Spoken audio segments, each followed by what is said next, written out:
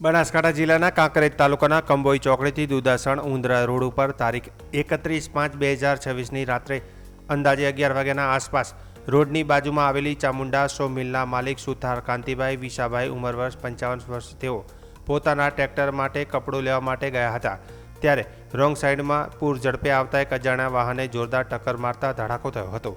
આજુબાજુના લોકો એકઠા થયા હતા અને તાત્કાલિક સારવાર અર્થે પાટણ જનતા હોસ્પિટલમાં ખસેડવામાં આવ્યા હતા, જેમાં ડોક્ટરે મૃત જાહેર કર્યા હતા। જો કે કાંતિભાઈ વિશાભાઈ સુથારને માથાના ભાગે તેમજ ગભા સહિત અન્યના જગ્યાએ ગંભીર ઇજા પહોંચી હતી ત્યારે તેમનું મોત થયું હતું અને પરિવાર પર આભ ફાટ્યું હતું। મૃતકને પીએમ માટે સિહોરી ખાતે આવેલ સરકારી હોસ્પિટલમાં ખસેડવામાં આવ્યા હતા અને એમના પરિવાર સહિત સગા સંબંધીઓ સિહોરી પોલીસ સ્ટેશન પહોંચી અજાણ્યા વાહન ચાલક સામે ફરિયાદ સુથાર ભરતભાઈ ચહેરાભાઈએ નોંધાવી હતી।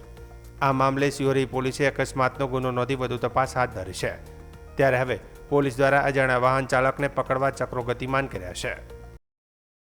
ચામુંડા સોમિલ દુધાસણના માલિક કાંતિભાઈ વિશાભાઈ તે રાત્રે 11 વાગે અજાણ્યા વાહને તેમને એક્સિડન્ટ કરી ફરાર થઈ ગયેલ છે।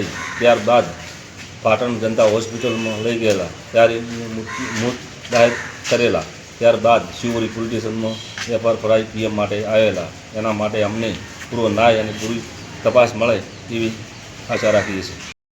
ગામ દુધાસણ ચામુંડા સો મિલના માલિક કાંતિભાઈ વિશાભાઈ સુથાર તેમનો રાતે સુમારે 11 વાગે એક અજાણ્યા વાહને એક્સિડન્ટ કરીને તેમને ફરાર થઈ ગયેલા અને તેમને એ હાલતમાં પાટણ જનતા હોસ્પિટલમાં અમે લઈ ગਏ। ત્યાં ડૉક્ટરે તેમને મૃત જાહેર કરેલ અને ત્યાર પછી અમે અહીંયા શિવોરી પોલીસ સ્ટેશન જાણ કરેલ।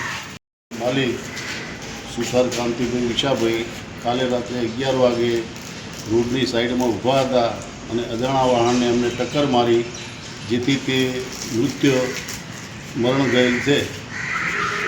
કાલે રાત્રે 11 વાગે જ્યારે ટક્કર મારી પછી એમને જનતા હોસ્પિટલ પાટણ દવાખાને લઈ ગયા અને ડૉક્ટરે એમને મૃત જાહેર કર્યા। અત્યારે અમે શિવોરી ખાતે પીએમ તથા એફઆઈઆર નોંધાવવા માટે આવેલ છીએ અને આ કાંતિભાઈના જે મૃત જાહેર થયા છે એમને ન્યાય મળે અને તેમને પૂરતી તપાસ થાય તેવી અમારી માગણી।